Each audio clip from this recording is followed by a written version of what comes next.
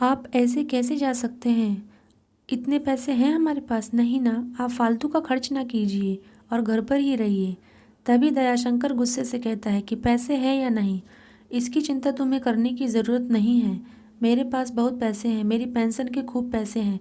तुम्हारे पैसों से नहीं जा रहा हूँ। एक गांव में दयाशंकर नाम का एक आदमी रहता था। उसके दो बेटे थे और उसके दोनों बेटों की शादी हो गई थी। दयाशंकर की पत्नी कांता देवी की एक हादसे में मृत्यु हो गई थी। दयाशंकर की दोनों बहुएं बहुत सुंदर थी। दयाशंकर के दोनों बेटों का एक एक बच्चा था। बड़े बेटे की एक लड़की और छोटे बेटे का एक लड़का था। दयाशंकर की पत्नी की मृत्यु के बाद दोनों ही बेटे दयाशंकर से ढंग से व्यवहार नहीं करते थे। न उन्हें टाइम पर खाना के लिए पूछते थे और न कहीं आने जाने देते थे। जब भी दयाशंकर कहते थे कि मुझे कहीं बाहर जाना है तो वह हमेशा मना कर दिया करते थे कि पापा जी आप इस उम्र में कहाँ जाओगे, आराम से घर पर बैठो। उनकी यह बात सुनकर दयाशंकर हमेशा उदास हो जाया करता था और सोचता था कि काश मेरी पत्नी आज जिंदा होती तो वह मुझे इस हालत में नहीं देखती, वह मुझे समझती, वह भी मुझे प्यार करती। लेकिन न जाने मेरे बेटों को क्या हो गया है। मेरे बेटे मेरे बारे में बिल्कुल सोचते ही नहीं हैं, हमेशा अपनी पत्नियों की सुनते हैं। पता नहीं उन्होंने क्या जादू कर रखा है मेरे बेटों पर, जो कि वह मेरी सुनते ही नहीं है। और दयाशंकर आंखों में आंसू लिए जाकर अपने पलंग पर सो जाता है। ऐसे ही दिन बीतते जाते हैं। अगले दिन ही दयाशंकर के फ़ोन पर फ़ोन आता है। दयाशंकर एक दोस्त ने दयाशंकर को यह पूछने के लिए फ़ोन किया था, क्या तुम भी हमारे साथ घूमने चलोगे? हम 4-5 लोग हैं जो मिलकर घूमने केदारनाथ जा रहे हैं। क्या तुम भी हमारे साथ चलोगे? बड़ा बेटा यह बात सुनकर कहता है, रुको मैं पापा से पूछ कर बताता हूँ। और फिर वह उनके दोस्त रामलाल से कहता है कि पापा मना कर रहे हैं, वह घूमने नहीं जाएंगे। और फिर रामलाल का नंबर अपने पापा के फ़ोन से ब्लॉक कर देता है। वह सोचता है अगर ऐसे ही सारे दोस्त फ़ोन करने लगे तो पापा जाएंगे और बहुत खर्चा होगा। तो वह उनके सभी दोस्त का फ़ोन नंबर ब्लॉक कर देता है।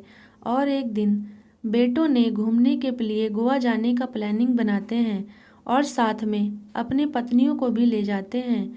और बात रही बच्चों की, तो वह बच्चों को दयाशंकर के हवाले छोड़ जाते हैं और बाहर से ताला लगा कर जाते हैं। दयाशंकर मन ही मन सोचता है कि पता नहीं मेरी किस्मत क्या ही है। मेरे बेटे हैं जो मुझे ताले में बंद करके जाते हैं और अपने बच्चों को भी मेरे हवाले छोड़ जाते हैं। जैसे वे कुछ भी करें सब चलेगा, लेकिन मैं कहीं नहीं जा सकता। गोवा में जाकर दयाशंकर के दोनों बेटे और दोनों बहुएं बहुत मस्ती करते हैं और सारे एंजॉय करते हैं। गोवा में दोनों बहू और बेटों फुल मज़ा करते हैं और बहुत सारी शॉपिंग भी करते हैं और घूम फिरने के बाद घर लौट आते हैं। और फिर ऐसे ही कुछ दिनों बाद छोटी वाली बहू के भाई की शादी होती है। शादी से पहले सगाई में दोनों बहुएं अपने पति के साथ जाती हैं और दयाशंकर से कहती हैं कि पापा जी हमने आपका खाना बना दिया है, आप यही खाना खा लेना, हम कल सुबह ही वापस आएंगे। और चली जाती हैं।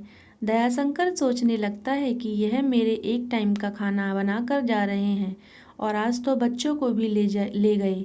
मेरे लिए तो आज का खाना बना दिया, शाम को पता नहीं खाना मिलेगा कि नहीं मिलेगा। इसमें से ही आधा खा लेता हूँ और आधा शाम को खा लूँगा।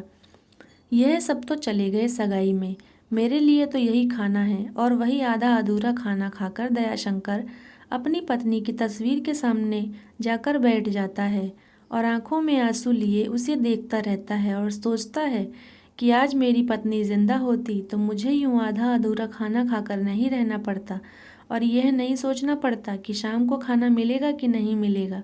और मन ही मन कहता है कि काश आज तुम जिंदा होती और यहाँ होती तो आज मुझे तुम्हारी कहीं कमी बहुत खल रही है। तुमने मुझे कभी भूखा नहीं रहने दिया, कभी मुझे तकलीफ में नहीं देखा। लेकिन न जाने बेटों को क्या हो गया है, वह मुझे ना तो कहीं जाने देते हैं और ना ही कहीं मुझे लेकर जाते हैं। कभी नहीं कहते कि पापा जी आप भी चलोगे क्या। मेरे साथ यह सब होता है जैसे लगता है कि मैं बंधनों में बंधा हूँ। सबका साथ होने के बावजूद भी एक अकेलापन सा महसूस होता है। ना जाने तुम कहाँ मुझे छोड़कर चली गई हो। काश तुम होती तो यह दिन न देखना पड़ता। थोड़ी देर के बाद ही दयाशंकर खुद को संभालते हुए जाकर एक कुर्सी पर बैठ जाता है और तभी उसके फ़ोन पर अननोन नंबर से फ़ोन आता है। दयाशंकर फ़ोन उठाकर कहता है कि जी कौन? उधर से आवाज़ आती है, मैं रामलाल बोल रहा हूँ। यार, जब मैं तुझे अपने फ़ोन से नंबर से कॉल करता हूँ तब नहीं लगता। आज मैंने तुझे अननोन नंबर से फ़ोन किया तो लग गया। यार ज़रा चेक कर, मुझे लगता है तूने मेरा नंबर ब्लॉक कर रखा है। ज़रा चेक कर और मुझे बता। हाँ, मैंने यह कहने के लिए फ़ोन किया है कि हम तीर्थ यात्रा पर जा रहे हैं। क्या तुम भी हमारे साथ चलोगे? हमें उसके लिए 2 दिन बाद ही निकलना है। ऐसा करो, तुम आज से ही पैकिंग करना शुरू कर दो। अपनी ज़रूरत का सारा सामान रख लो अगर तुम्हें चलना हो तो।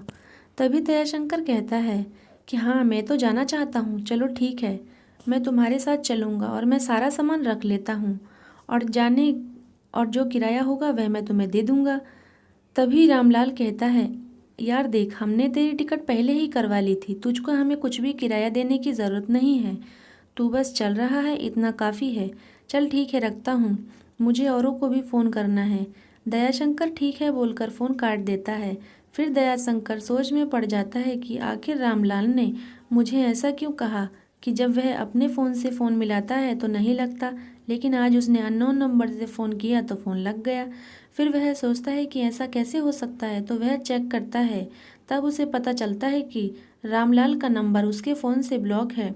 फिर वह और भी दोस्तों के नंबर चेक करता है तो दयाशंकर को पता चलता है कि उसके सभी दोस्तों का नंबर फ़ोन से ब्लॉक कर दिया गया है। अब दयाशंकर सारी बात समझ रहा था।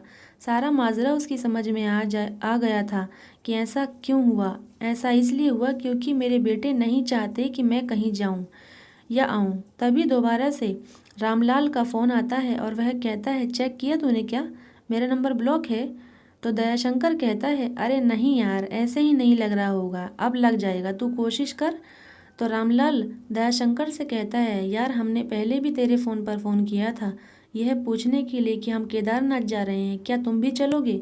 लेकिन तेरे बेटे ने फ़ोन उठाया था, बहुत दिन हो गए उस बात को, लेकिन तेरे बेटे ने कहा कि तूने मना कर दिया, इसलिए उसके आगे हमने कुछ नहीं कहा। फिर उसके बाद से यह तेरा नंबर नहीं लगा। चल ठीक है, कोई बात नहीं, रखता हूँ।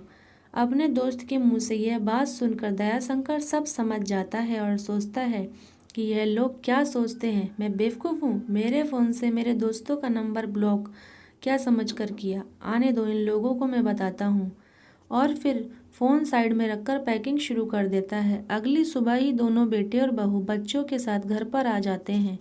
फिर खाना खाना करके ऐसे ही शादी की बातों में और शॉपिंग के दिन निकल जाता है। और अगले दिन जब दयाशंकर बैग लेकर निकलने लगता है तब दयाशंकर दोनों बेटे और बहू रोकते हुए कहते हैं कि पापा जी, आप कहाँ जा रहे हैं बैग वैग लेकर? आपने हमें कुछ बताया ही नहीं। आप बिना बताए ही हमें कहाँ जा रहे हैं? तो दयाशंकर कहता है, मैं अपने दोस्तों के साथ तीर्थ यात्रा पर जा रहा हूँ और मैं आराम से ही आऊँगा। तुम सब अपना ख्याल रखना। चलो मैं चलता हूँ, मुझे देरी हो रही है। तभी बहू कहती है कि पापा जी, हमें शादी में भी जाना है और बच्चों के एग्ज़ाम आ रहे हैं। अगर बच्चों के लिए यहाँ कोई नहीं होगा तो हम शादी में कैसे जाएंगे?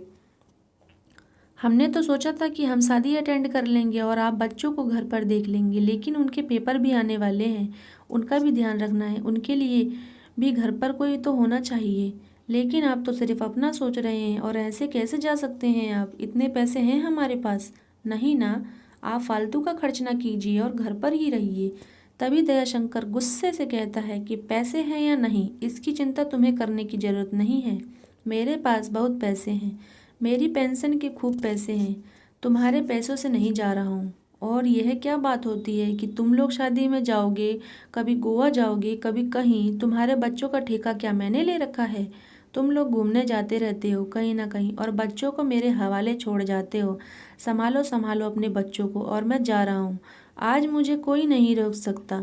और तुरंत से ही बैग उठाकर दयाशंकर घर से निकल जाता है। दोनों बेटे और बहू सिर्फ उन्हें जाते हुए देखते रह जाते हैं।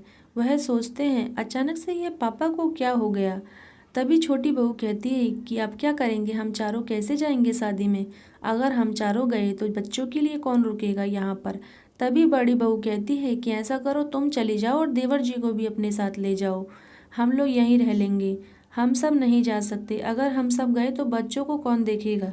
छोटी बहू ठीक है कहकर अपने कमरे में चली जाती है। कुछ दिनों बाद दयाशंकर घूम घाम कर घर वापस आ जाता है और सब लोग दयाशंकर को घूरने लगते हैं। दयाशंकर उन चारों को इग्नोर करते हुए अपने कमरे में चला जाता है और फिर छोटा बेटा और बड़ा बेटा दोनों दयाशंकर के कमरे में जाते हैं और कहते हैं, पापा आप हमें बिना बताए ही क्यों चले गए थे, आपने हमें कुछ बताया भी नहीं। तो दयाशंकर कहता है, क्या मतलब कि बताया नहीं, मैं क्या हर बात तुम लोगों को बताऊंगा। गुस्से में यह बात सुनकर बेटे सोच में पड़ जाते हैं कि पापा इतने गुस्से में क्यों बात कर रहे हैं और वह उनके गुस्से का कारण पूछने लगते हैं। तो दयाशंकर बताता है, मेरे फ़ोन से मेरे सभी दोस्तों का नंबर किस किस ने ब्लॉक किया। तभी बड़ा बेटा नज़रें झुकाए खड़ा हो जाता है और दयाशंकर समझ जाता है कि यह काम उसके बड़े बेटे का है। तो दयाशंकर कहता है, तुमने मेरे दोस्तों का नंबर ब्लॉक कर दिया, इससे तुम्हारा क्या जाता है। वह सब क्या सोचेंगे कि मैंने उनका नंबर ब्लॉक किया है। गलत कौन हुआ, मैं। तुम लोगों ने ऐसा किया ही क्यों। तुम लोग मुझे बांध कर क्यों रखना चाहते हो। जब से तुम्हारी मम्मी हम सबसे दूर गई है, हमें छोड़कर गई है, तब से तुम लोगों को जाने क्या हो गया है। तुम्हारी पत्नियों ने ऐसा भी क्या जादू कर दिया कि तुम लोग को मैं दिखता ही नहीं हूँ। तुम लोग घूमने जाओ तो सही है, मैं जाऊँ तो गलत है। ऐसा क्यों, तुम लोग जब भी कहीं जाते हो अपने बच्चों को मेरे हवाले छोड़ जाते हो। क्या मैं उनको संभालने की नौकरी करता हूँ। मेरी एक ज़िंदगी है, अगर तुम मुझसे तंग आ गए हो तो बता दो, मैं कहीं और रह लूँगा। अभी भी मैं कमा सकता हूँ और खा सकता हूँ, इतना कमज़ोर नहीं हूँ। तभी दोनों बेटे नज़रें झुकाए खड़े हो जाते हैं और उन्हें समझ आता है कि हाँ, हमारी गलती है। हमने पापा के साथ जो भी किया वह सब गलत था। और वह अपनी गलती के लिए अपने पापा दयाशंकर से माफ़ी मांगते हैं और कहते हैं, हाँ पापा हमें माफ़ कर दो, हमसे गलती हो गई। और फिर सब मिलजुल कर रहने लगते हैं। आपको कहानी कैसी लगी हमें कमेंट करके ज़रूर बताएं और अगर अच्छी लगी हो तो वीडियो को लाइक और चैनल को सब्सक्राइब ज़रूर करें। And thanks for watching.